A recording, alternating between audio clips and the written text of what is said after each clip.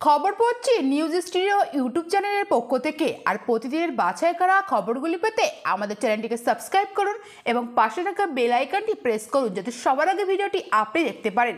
প্রথমেই জানাবো হেডলাইন্স। মোদি আসছেন অভিষেকের কেন্দ্রে, কলকাতায় রোড শো, সন্ধ্যা নামার আগেই একই দিনে আরও 2 জনসভা। বাংলাদেশের সাংসদকে খুনের পর আলাদা করা হয়েছিল হাড় মাংস, ধৃত জিহাদকে জেরা করে জানালো সিআইডি। ভোট গ্রহণের আগের দিন নন্দীগ্রামের রাজনৈতিক পরিস্থিতি, সাধু সন্তদের খালি পায়ে মিছিল।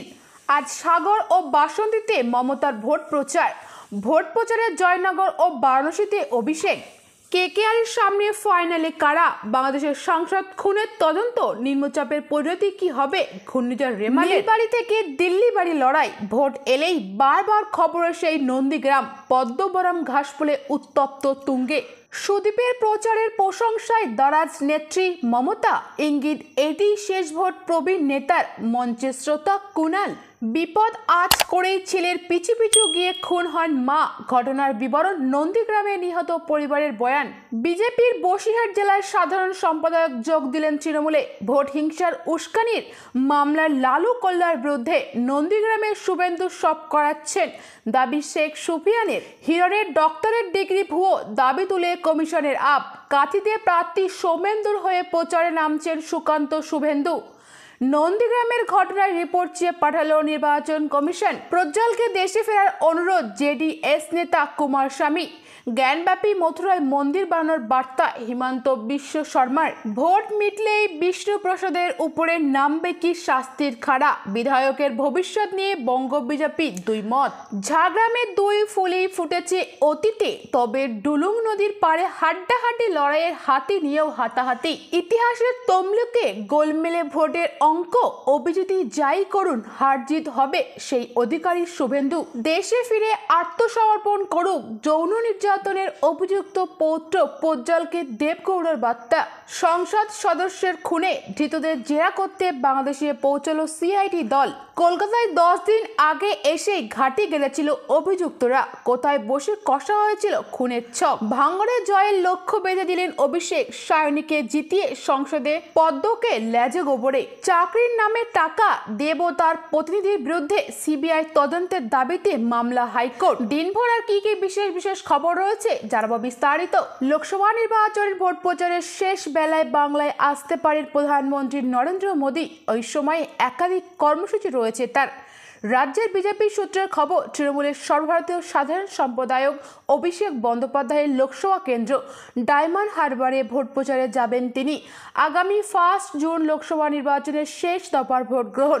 7ম দফাতে বাংলার 9 আসনের ভোট রয়েছে। ওই তালিকায় আছে কলকাতার উত্তর, দক্ষিণ কলকাতার যাদবপুর, দমদম, বারাসাত, বসিরহাট, জয়নগর, মথুরাপুর এবং ডায়মন্ড হারবার লোকসভা কেন্দ্র।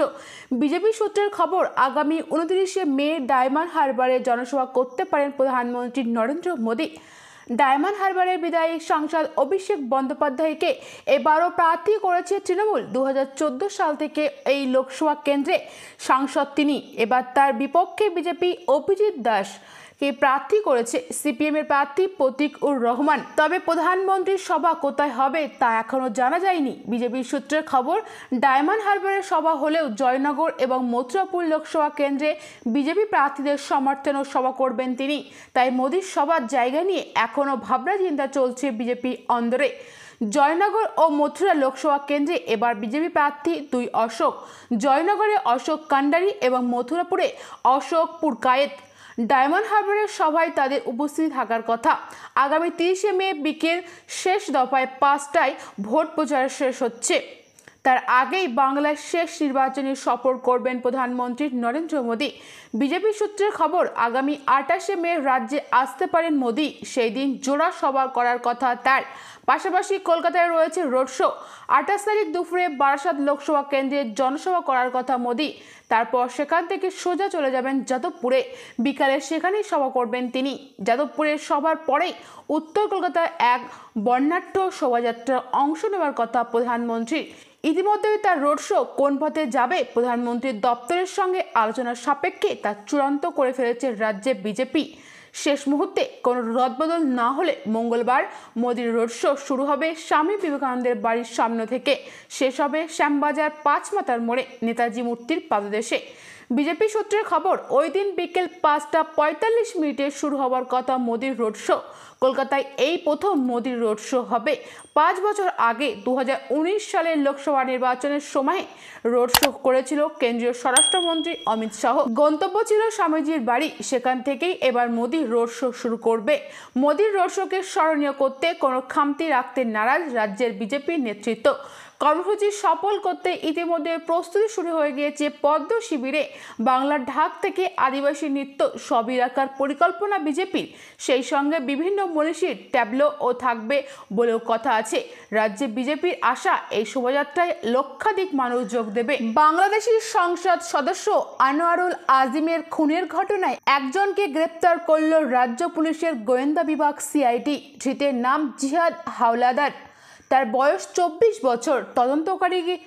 তদন্তকারীদের সূত্রের খবর, পেশায় কসাই জিহাদ আদতে বাংলাদেশের খুলনার বাসিন্দা। অবৈধভাবে ভারতের অনুপ্রবেশ করেছিলেন তিনি। আজিমকে খুনের প্রায় 2 মাস আগে অভিযুক্তরা জিহাদকে মুম্বাই থেকে কলকাতায় নিয়ে আসে। তদন্তকারীদের সূত্রে জানা গিয়েছে, জেরায় আনোয়ারুলকে খুনের কথা স্বীকার করছেন জিহাদ। জেরা করার পর তদন্তকারীদের সূত্রে জানা গিয়েছে, অভিযুক্ত আখতারুজ্জামানের নির্দেশেই জিহাদ সব কাজ করেছিল। জিহাদ ছাড়াও আরও 4 জন বাংলাদেশি নাগরিক এই কাজে তাকে সাহায্য করেছিল। আনোয়ারুলকে তারা প্রথমে শ্বাসরোধ করে খুন করে। মৃতের পরিচয় যাতে বোঝা না যায় তাই তারা শরীরের হাড় এবং মাংস আলাদা করে ফেলেন। এরপর হাড় ও মাংস টুকরো টুকরো করে কেটে ফেলে সবকিছু পলিথিন ব্যাগে ভরে ফ্ল্যাটের বাইরে গিয়ে ফেলে দেয়। সাংসদ খুনের ঘটনায় সিআইডি ইতিমধ্যেই জুবের নামে আরও একজন সন্দেহভাজনকে আটক করেছে। তাকে জিজ্ঞাসাবাদ করা হচ্ছে। খুনের ঘটনায় অভিযুক্তদের একজন জুবেরের সঙ্গে দেখা করেছিলেন। কী কারণে সেই সাক্ষাৎকার, সেই বিষয়ে জানার চেষ্টা করছেন তদন্তকারীরা। সাংসদ খুনের ঘটনায় ইতিমধ্যে 3 জনকে গ্রেপ্তার করেছে বাংলাদেশ পুলিশ। খুনের কিনারা করতে সিআইডি একটি দল বৃহস্পতিবারই ঢাকা পৌঁছে গিয়েছে। সেখানে ধৃতদের জেরা করবেন গোয়েন্দারা। গত 12 মে চিকিৎসার জন্য কলকাতায় এসেছিলেন আজিম। প্রথমে তিনি উঠেছিলেন বরাহনগর এক বন্ধুর বাড়িতে। সেখান থেকে 2 দিন পর নিখোঁজ হয়ে যান তিনি। তার সঙ্গে যোগাযোগ করতে না পেরে 18 মে নিখোঁজ ডায়েরি করেন ওই বন্ধু। উদ্বিগ্ন পরিবারের সদস্যরা বাংলাদেশ সরকারের সঙ্গে যোগাযোগ করেন। সেখান থেকে যোগাযোগ করা হয় ভারত সরকারের সঙ্গে। তারপর সংসদ সদস্যের খোঁজ শুরু হয়। সিআইডি তদন্তে উঠে এসেছে, আজিম কলকাতায় আসার অনেক আগেই এখানে চলে এসেছিলেন অভিযুক্তরা। শহরে বসেই তারা খুনের ছক কষেছিলেন বলে মনে করা হচ্ছে। 2 অভিযুক্ত কলকাতার সদর স্ট্রিটে একটি হোটেলে ছিলেন গত 2 থেকে 13 মে পর্যন্ত। উল্লেখ্য, 12 তারিখ কলকাতায় আসেন আজিম, অর্থাৎ তার আসার অন্তত 10 দিন আগে কলকাতায় এসে পড়েছিলেন ওই 2 অভিযুক্ত। তারা হোটেল ছাড়েন আজিম আসার একদিন পরেই। গোয়েন্দাদের অনুমান, এই 10 দিন ধরে শহর থেকে খুনের পরিকল্পনা করছিলেন অভিযুক্তরা। মমতা বন্দ্যোপাধ্যায় বনাম শুভেন্দু অধিকারী। গত বিধানসভা ভোটে 2 যুযুধান পক্ষের মুখোমুখি লড়াই শুরু থেকে শেষ পর্যন্ত উত্তপ্ত ছিল পূর্ব মেদিনীপুরের নন্দীগ্রাম। উত্তপ্ত ছিল নীলবাড়ির লড়াইয়ের ফলাফল ঘোষণার দিনেও। এবার দিল্লিবাড়ির লড়াইও আবার আলোচনার কেন্দ্রবিন্দুতে এসে পড়ল সেই নন্দীগ্রাম। আগামী 25 মে তমলুক কেন্দ্রে ভোট। নন্দীগ্রাম তমলুক কেন্দ্রের অন্তর্গত। ভোটের 3 দিন আগে সেখানে বিজেপি এক মহিলা কর্মী খুনের ঘটনাকে কেন্দ্র করে আবার উত্তাল হল রাজ্যের রাজনীতি। বুধবার রাতে নন্দীগ্রামের সোনাচূড়ার মনসা বাজার এলাকায় দুষ্কৃতীদের হাতে খুন হন স্থানীয় বিজেপি নেতা সঞ্জয় আরির মা রথিবালা আরি। সঞ্জয় নন্দীগ্রামে বিজেপির তপশিলি মোর্চার সম্পাদক। দুষ্কৃতী হামলায় তিনিও জখম হয়ে হাসপাতালে ভর্তি হন। দলীয় সূত্রের খবর, রথিবালাও বিজেপি কর্মী ছিলেন। এই ঘটনায় তৃণমূল আশ্রিত দুষ্কৃতীদের বিরুদ্ধে হত্যার অভিযোগ তুলে বৃহস্পতিবার সকাল থেকে সোনাচূড়ায় বিক্ষোভ দেখান বিজেপি কর্মী সমর্থকেরা। রাস্তায় গাছের গুঁড়ি ফেলে টায়ার জ্বালিয়ে গোটা দিন জুড়ে অবরোধ বিক্ষোভ চলে, যা দেখে জমি আন্দোলনের সময়কার মিল খুঁজে পেয়েছেন অনেকেই। ঘটনার খবর পেয়ে দুপুরে নন্দীগ্রামে যান বিরোধী দলনেতা শুভেন্দু নন্দীগ্রামের বিজেপি বিধায়ক। নীলবাড়ি লড়াইয়ের মমতাকে হারিয়েছিলেন তিনি। দলীয় কর্মীর খুনে তৃণমূলের বিরুদ্ধেই অভিযোগের আঙুল তুলছেন শুভেন্দু। তার দাবি, যারা খুন করেছেন পুলিশ তাদের সঙ্গে বৈঠকও করেছে। তার কথাই, খুনিরা থানায় এসেছিল। যারা খুন করেছে, মাকে খুন করেছে রতিবালা আরি, সঞ্জয় আরির মা নন, তিনি আমার মা। খুনিদের সঙ্গে এখনই মিটিং করছেন। আমি জানতে চাই খুনির সঙ্গে এখনই মিটিং করছে কেন? মজা দেখাবো আইসিকে। পরে নন্দীগ্রাম থানায় গিয়ে নিজে দাঁড়িয়ে থেকে এফআইআর ও দায়ের করান। থানায় যাওয়ার পথে এলাকায় মোতায়েন থাকা কেন্দ্রীয় বাহিনীকেও সাথে দেখা গিয়েছে বিরোধী দলনেতাকে। তৃণমূল অবশ্য দাবি করছে এই ঘটনায় তারা জড়িত নয়। স্থানীয় নেতা শেখ সুফিয়ানের দাবি, বিজেপিতে নব্য এবং আদির মধ্যে তুমুল লড়াই চলছে। সেই লড়াইয়ের বলি হয়েছেন রতিবালা। ঘটনার দায় শুভেন্দুর উপর চাপিয়েছেন সুফিয়ান। তার দাবি, শুভেন্দু অধিকারী জানেন যে নন্দীগ্রামে ডেফিসিট খাপ, তাই একটা শেষ পেরেক মারতে হবে। যে মনসাবাজারে ঘটনাটি ঘটেছে সেখানে তৃণমূলের একটি ঝান্ডাও নেই, তবে আমাদের কিছু সমর্থক ওখানে থাকেন। রাত 12টার পর গিয়ে আমাদের লোকেদের বাড়ি ভাঙচুর করে মারধর করে। তা নিয়ে আদি এবং নব্য বিজেপির মধ্যে গন্ডগোল, মারামারি, ফাটাফাটি হয়। একজনের মৃত্যুও হয়েছে। এটা খুব দুর্ভাগ্যজনক। কোনো মৃত্যুর সমর্থন করি না। প্রশাসনকে বলবো এর বিহিত করা হোক। এই ছিল বিস্তারিত খবর। পরবর্তী বিশেষ সংবাদ পেতে চ্যানেলটিকে সাবস্ক্রাইব করুন এবং পাশে থাকা বেল আইকনটি প্রেস করুন, যাতে সবার আগে ভিডিওটি আপনি দেখতে পারেন। এবং ভিডিওটি ভালো লাগলে অবশ্যই লাইক, কমেন্ট, শেয়ার করবেন। Thank you friends, thank you for watching.